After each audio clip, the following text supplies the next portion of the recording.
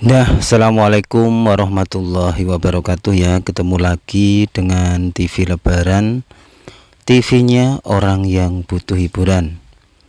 Kali ini seperti biasanya kita akan melaksanakan salah satu ekspedisi hiburan dari TV Lebaran, yaitu ekspedisi alam. Ekspedisi ini biasanya kita lakukan di alam terbuka atau alam bebas, dengan cara mengunjungi tempat-tempat yang menarik atau tempat-tempat yang bikin terkesan bagi TV Lebaran. Ini teman-teman, saya sudah berada di perjalanan. Tadi kita sudah lewat di pematang sawah ya. Di sana kita melihat pemandangan yang masih sejuk di pagi hari. Meskipun ya kesejukan ini sudah banyak berkurang dengan adanya pembangunan modernisasi alam. Dan kali ini kita akan mengunjungi sebuah tempat di mana tempat tersebut terdapat jejak-jejak masa lalu atau saksi bisu kejayaan atau eksistensi dari zaman dahulu kala. Dan kali ini kita akan mengunjungi 3 tempat sekaligus, karena memang di 3 tempat itulah nanti terdapat jejak yang sama akan saksi bisu sebuah eksistensi zaman dahulu kala atau zaman masa lalu. Ini teman-teman, saya menyusuri sebuah tanggul, dan tanggul ini adalah tanggul Kali Opak. Kali Opak yang penuh misteri ya menurut TV Lebaran ya, karena memang sungai ini tidak deras ya.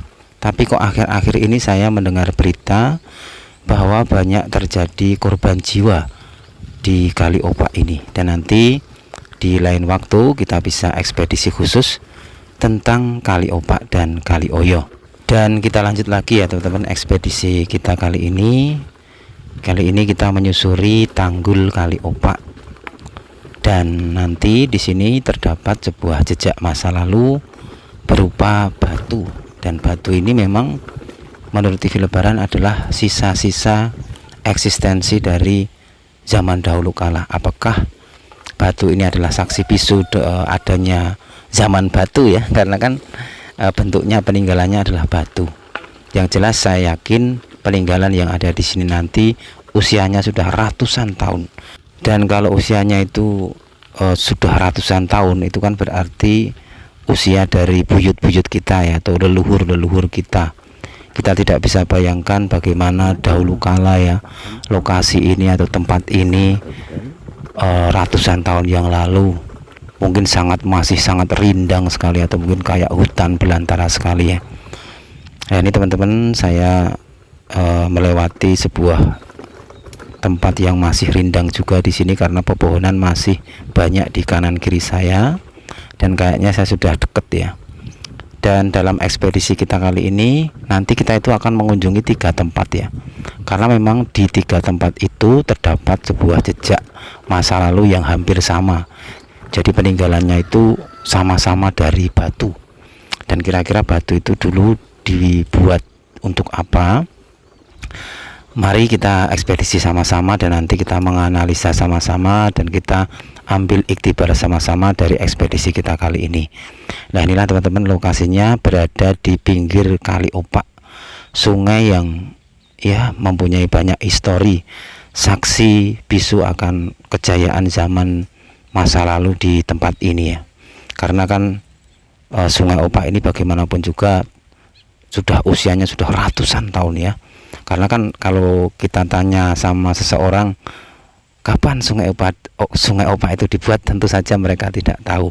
Itu menandakan bahwa sungai ini adalah sungai yang sudah buyut ya, sudah lama sekali. Tentu saja seandainya Sungai Opak ini bisa bicara, tentu dia akan menceritakan bagaimana kondisi zaman per zaman yang sudah ada atau sudah pernah ada di lokasi ini ya. Mungkin pernah terjadi banjir besar, mungkin pernah terjadi gempa besar, atau mungkin pernah terjadi perang besar. Dan konon kan juga Kali Opak ini adalah kali yang pernah dilalui oleh Panembahan Senopati dalam perjalanan menuju ke laut pantai selatan atau Parangtritis atau Parangkusumo ya.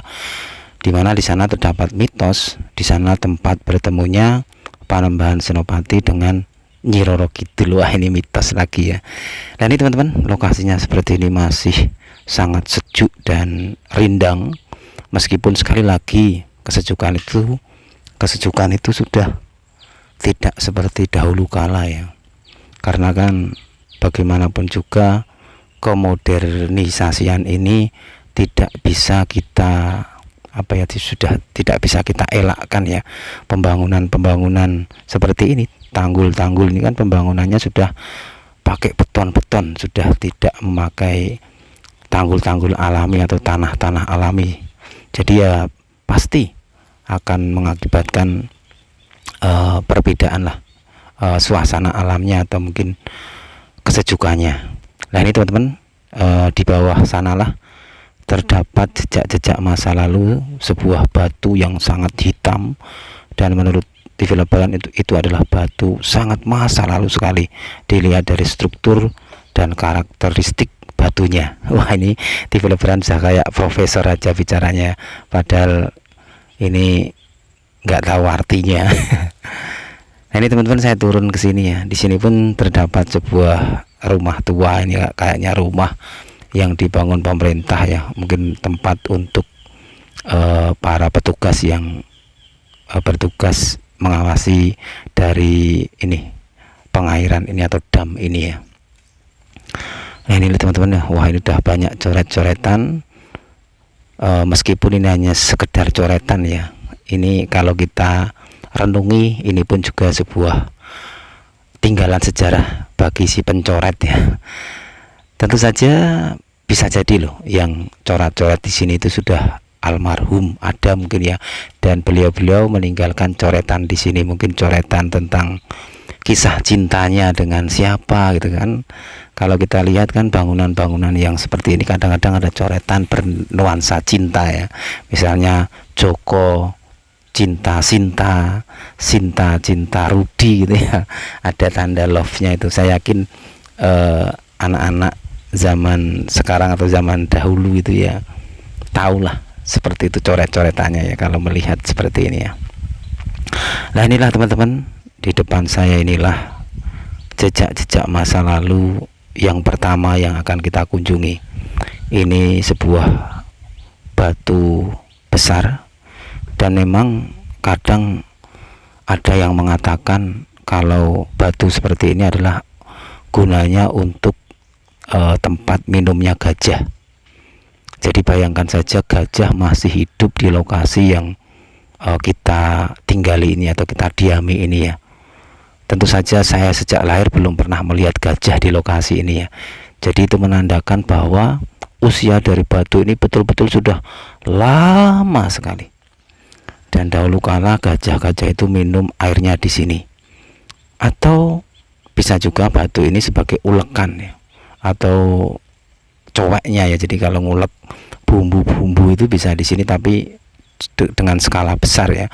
Mungkin ada hajatan-hajatan besar, bisa juga tempat ini dibuat seperti cowek, jadi buat ngulek bumbu-bumbu acara hajatan di masa lalu. Tapi yang familiar ya, tempat seperti ini atau batu seperti ini itu memang konon dipakai tempat minumnya para gajah. Wah, bayangkan teman-teman, gajah masih hidup dan berkeliaran di tempat kita ini ya. Jadi sungguh-sungguh zaman dahulu kala itu bagaimana kondisinya ya. Wah, tidak bisa kita bayangkan ya, kalau seandainya saya itu dapat 5 permintaan yang mesti dikabulkan, saya akan meminta salah satunya adalah saya pengen melihat bagaimana kondisi masa lalu itu ya. Kondisi dimana mungkin di masa zaman batu, terus zaman candi, terus zaman kerajaan Mataram Islam, kira-kira bagaimana kondisinya zaman dahulu kala ya. Dan ini batu-batu ini adalah saksi bisu bagaimana kondisi di zaman dahulu kala. Atau mungkin ya teman-teman tidak mokal juga bahasa Jawanya ya, tidak ya, bisa jadi ya batu ini juga menjadi saksi mungkin zaman batu ya. Kalau kita mau melihat zaman batu itu ya, kalau saya itu ya itu di candi-candi itu kan mayoritas juga candinya itu terbuat dari batu ya. Seperti yang di gua, kok di gua ya, di candi mana itu? Candi deket Candi Ijo itu loh. Istana mana itu saya lupa ya. Namanya Candi Boko. Wah, itu tempat yang sebenarnya pengen sekali saya ekspedisi ya. Karena di sana itu saya melihat ada sebuah ruangan, yaitu ruangan kayaknya dapur itu, dapur atau buat memasak lah, pokoknya buat makanan-makanan itu yang masih terbuat dari batu. Itu yang pengen saya kunjungi ya. Sekarang bagaimana kondisinya ya. Nah ini teman-teman, inilah tempat yang kedua yang akan kita tunjukkan kepada pemirsa TV Lebaran. Ini juga ada sebuah batuan yang hampir sama seperti lokasi yang pertama kita kunjungi tadi. Tapi batu yang kita kunjungi yang kedua ini berada di tengah sawah.